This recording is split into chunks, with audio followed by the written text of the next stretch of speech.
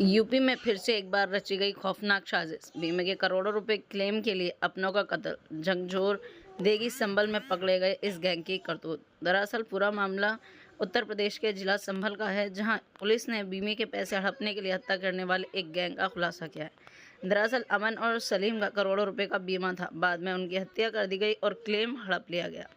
UP के संभल में police ने एक ऐसे गैंग का भांडाफोड़ किया है जिसकी करतूत जानकर हर कोई हैरान रह गया। इस मामले में पुलिस ने 7 लोगों को गिरफ्तार किया है। इन्होंने बीमे की भारी रकम हड़पने के उद्देश्य से 2 युवकों की हत्या की थी। इतना ही नहीं, ये आरोपी एक और शख्स की हत्या करने की योजना बना रहे थे, लेकिन उसे पहले ही पकड़ लिया गया। आपको बता दें कि संभल जिले की अपर पुलिस अधीक्षक अनुकृति शर्मा के नेतृत्व में राजपुरा थाना एसओजी और सर्विलांस टीम ने 7 आरोपी वेद प्रकाश, कमल सिंह, निर्देश कुमार, उदयभान, प्रेम सिंह, सुनील कुमार और ओम प्रकाश को गिरफ्तार किया है। आरोप है कि ये लोग पहले तो पीड़ितों का बीमा करवाते, फिर उनका कत्ल कर क्लेम की रकम हड़प लेते। आरोपी कत्ल को रोड एक्सीडेंट का नाम देकर बीमा कंपनी को झांसा देते। अब तक इन्होंने कई करोड़ रुपए का हेरफेर किया है। देखिए यूपी से ब्यूरो रिपोर्ट में आज जनपदीय पुलिस द्वारा एक ऐसे गिरोह का खुलासा किया जा रहा है जिन्होंने बीमा क्लेम की राशि को हड़पने के लिए अभी तक 2 हत्याओं को एक्सीडेंट का रूप दिखाते हुए कारित किया है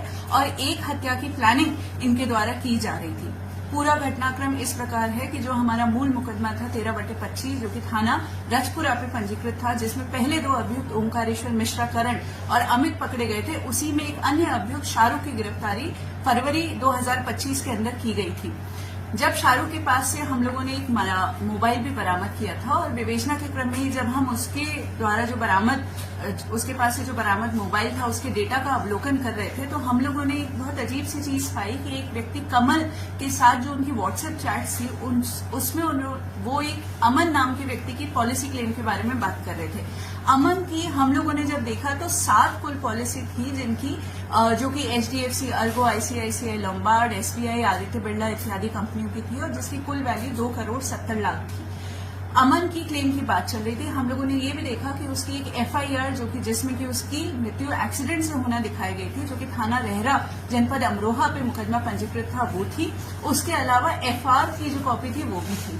क्लेम के डॉक्यूमेंट्स को जब हम लोगों ने गहनता से देखा तो उसके अंदर पीएम रिपोर्ट और पंचनामा भी संलग्न था। और पीएम रिपोर्ट को जब देखा गया तो अमन के शरीर पे एक्सीडेंट की चोट दिखाने के बावजूद पूरे शरीर पे कहीं पे भी कोई खरोच भी नहीं थी और मात्र सर पे 4 बड़ी इंजरीज थी, जिसमें 2 छोटे 3/5 सेंटीमीटर की बोन डीप इंजरीज थी।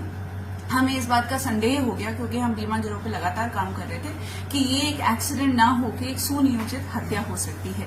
इसलिए हमारे द्वारा एक रिपोर्ट प्रेषित की गई कि इसमें अग्रिम विवेचना की आवश्यकता है और डीआईजी सर के आदेश से अमरोहा से ये विवेचना जो है थाना रजपुरा में ट्रांसफर हुई। इसी की विवेचना के दौरान जो हमने दस्तावेजों से 2 प्रमुख अभियुक्तों को चिन्हित किया था। उनका नाम था कमल और वेद प्रकाश, जो कि धनारी के रहने वाले हैं। इन लोगों को हम लोगों ने बुलाया और इन लोगों से गहनता से जब पूछताछ की गई तो इन लोगों ने स्वीकार किया कि इनके द्वारा बीमा क्लेम की राशि को हड़पने के लिए अमन की हत्या की गई, जो कि इनकी सगी मौसी की लड़की का लड़का था।